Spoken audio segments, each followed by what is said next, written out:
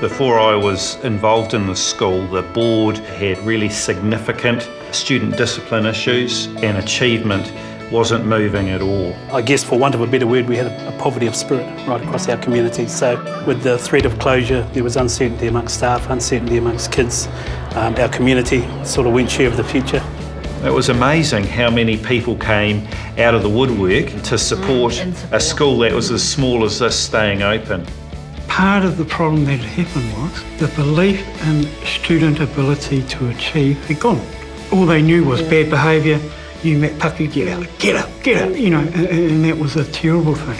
Tom has celebrated with the students every step of the way, all the small steps. I don't know whether he got enough of that himself at the very beginning. It was a pretty lonely job. See you guys. How are you, Dion?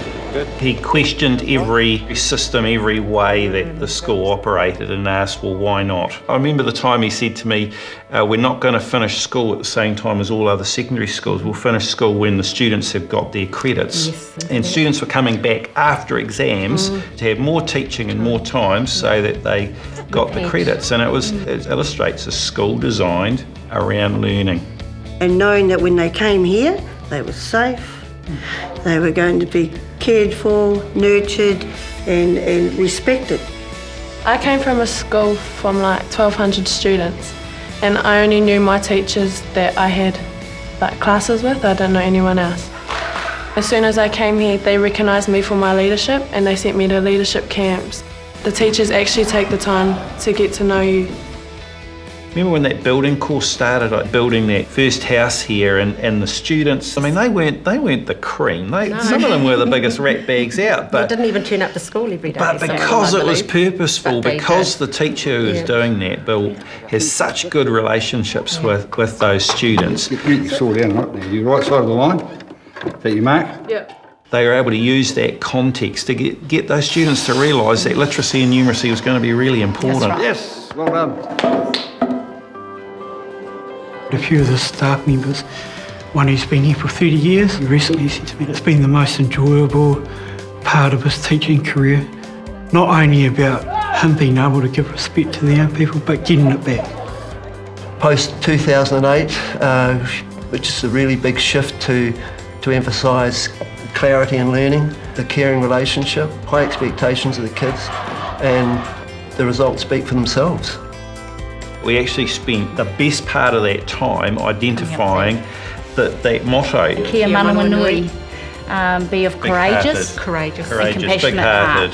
We always go back to that. It's always sitting on the table. So in all the practices and policy review that we do, we always look at that.